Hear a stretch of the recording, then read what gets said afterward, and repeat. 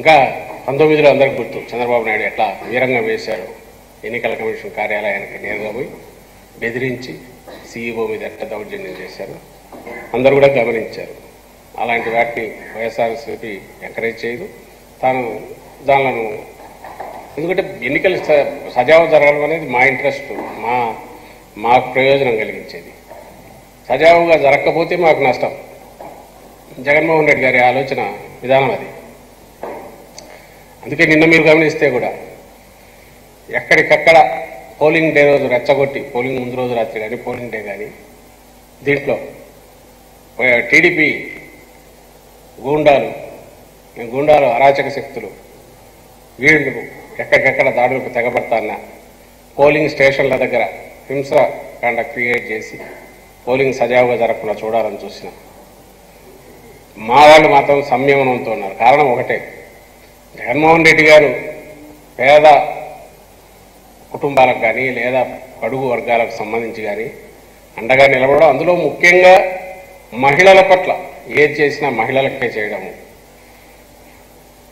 సహజంగా శాంతియుత వాతావరణం లేకపోతే ఈ వర్గాలు కానీ రాలేవు అక్కడికి, మహిళలు వచ్చి ఓటింగ్ కూడా చేయలేరు.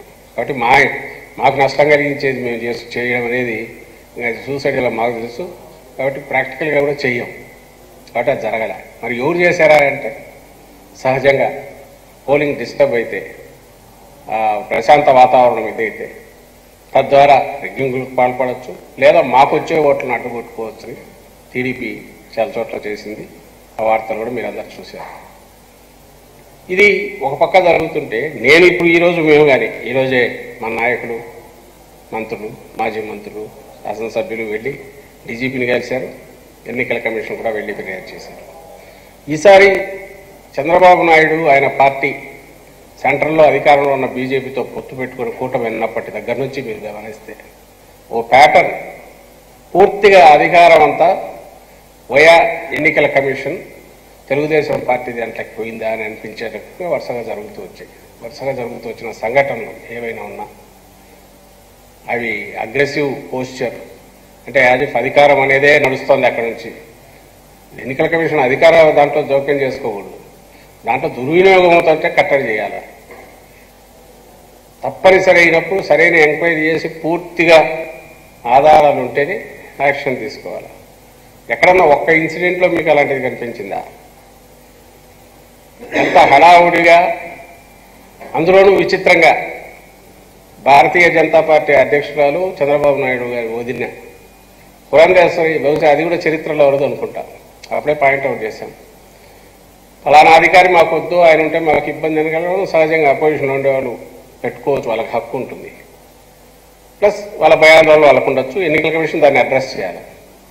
కానీ ఫలానా వాళ్ళను తీసేయండి అనడంతో పాటు ఫలానా వాళ్ళని వేస్తే బాగుంటుందని కూడా రికమెండ్ చేయడం బహుశా దేశ చరిత్రలో ఫస్ట్ టైం అనుకుంటారు. అది కూడా ఈసీకి దృష్టికి తీసుకెళ్ళాము.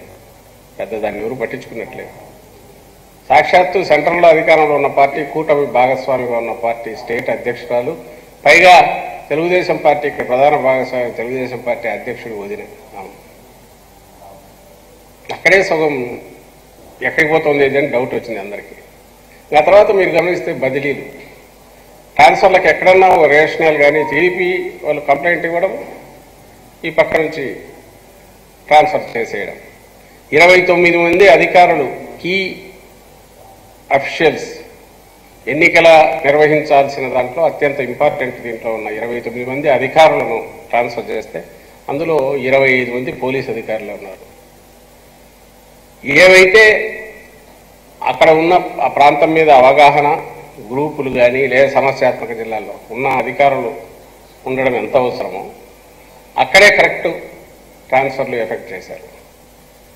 పోనీ చేసేటప్పటికి వాళ్ళ మీద విత్ ప్రూఫ్ ఏదైనా కంప్లైంట్లు ఉన్నాయో లేదు, జస్ట్ టీడీపీ వరుసగా 2-3 కంప్లైంట్లు పడేస్తుంది, వాళ్ళని ట్రాన్స్ఫర్ చేశారు. ఆఖరకు నంద్యాల ఎస్పీ రేపు పోలింగ్ అనగా అప్పుడు ఏదో యాక్షన్ తీసుకోకపోతే వాళ్ళే మళ్ళీ ఎవరు అన్నట్టున్నారు. అప్పుడు అతను ఎక్కడి నుంచి తప్పించాలంటే పోలింగ్ ప్రాసెస్ మొదలైనాక దాని ఇంపాక్ట్ పడుతుందని అంటే దానికి ఆయనకు ఛార్జ్ మేమో ఏదో ఇచ్చి నడుపుతున్నట్టున్నారు.